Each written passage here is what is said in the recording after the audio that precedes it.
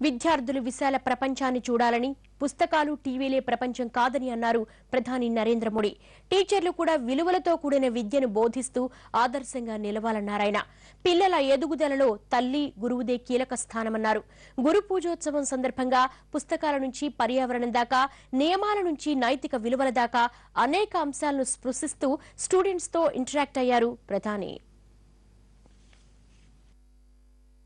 ఆద్యంతం ఉల్లాసం, ఉత్సాహం. విద్యార్థుల ప్రశ్నలు, ముసిముసి నవ్వులతో మోడీ సమాధానాలు, కొంటి ప్రశ్నలు, చిలిపి సమాధానాలు, చప్పట్లే చప్పట్లు. ఇది విద్యార్థులతో ప్రధాని నరేంద్ర మోడీ ఇంటరాక్షన్ జరిగిన తీరు.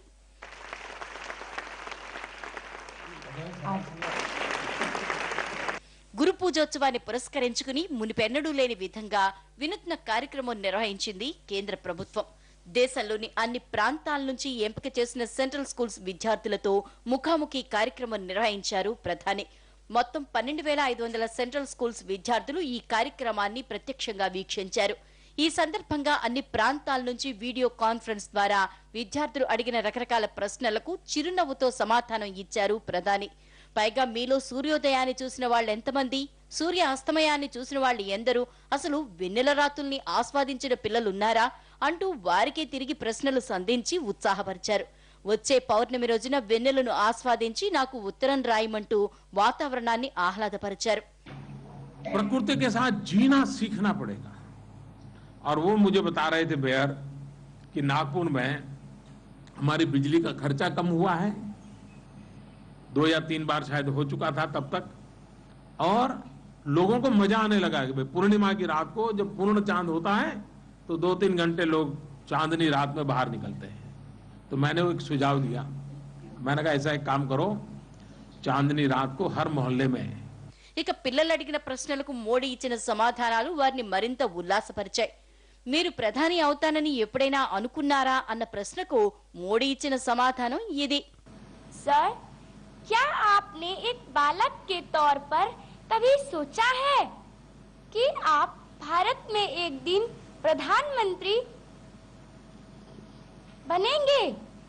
क्या आपने सोचा है कि आप विश्व भर में प्रसिद्ध होंगे? नहीं सोचा क्योंकि मेरा जो बैकग्राउंड है मैं बहुत सामान्य परिवार से हूँ और मैं तो कभी स्कूल में मॉनिटर का चुनाव भी नहीं लड़ा था. तो ऐसा तो सोचने का सवाल ही नहीं उठता था. सपने देखने चाहिए लेकिन कुछ बनने के बजाय कुछ करने के सपने देखने चाहिए. कभी क्या होता है, मान लीजिए हम छोटे होते हैं तो परिवार में कोई भी मेहमान आता है.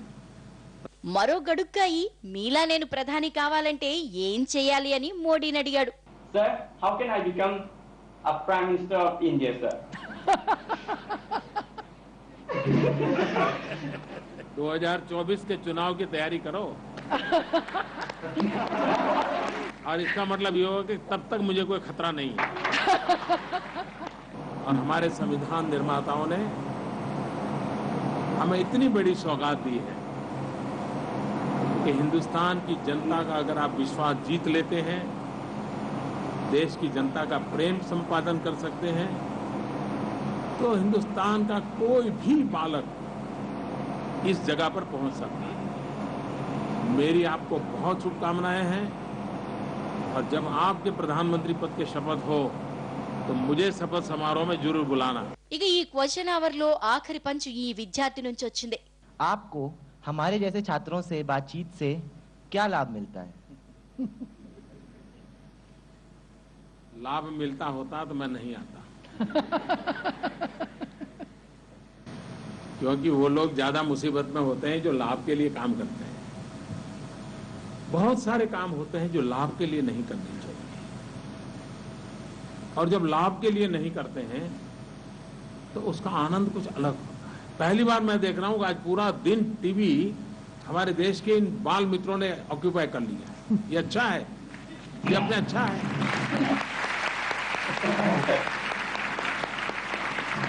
और मैं मानता हूं यही मुझे सबसे बड़ा लाभ हुआ है. आप लोगों से मिलकर मुझे वो अनुभूति होती है, मुझे वो मिलता है. बैटरी चार्ज होती है ना, वैसे मेरी भी बैटरी चार्ज हो जाती है। చిన్నప్పుడు తాను చేసిన అల్లరి పనులను గుర్తు చేసుకుంటూ నాటి మధుర స్మృతులను నెమరవేసుకున్నారు ప్రధాని. టీచర్స్ విద్యార్థులకు రోల్ మోడల్ గా ఉండాలని ఉపాధ్యాయులకు ఉద్బోధించారు మోడీ. తెలివైన విద్యార్థులు టీచర్స్ కావాలని ఎందుకు అనుకోవటం లేదో ఆలోచించాలన్నారు. తాను కష్టజీవినని, క్రమశిక్షణకు ప్రాధాన్యం ఇస్తానని చెప్తూ ఇతరులు 12 గంటలు పనిచేస్తే నేను 13 గంటలు పనిచేయాలనుకుంటున్నానన్నారు మోడీ. అలాగే బాలికా విద్యను ప్రస్తావించారు. బాలుడు చదువుకుంటే ఒక్క కుటుంబమే బాగుపడుతుందని, అదే బాలిక చదువుకుంటే 2 కుటుంబాలు బాగుపడతాయన్నారు. ఇలా సామాజిక, పర్యావరణ పరమైన అన్ని అంశాలను ప్రస్తావిస్తూ విద్యార్థులతో ఇంటరాక్ట్ అయ్యారు ప్రధాని.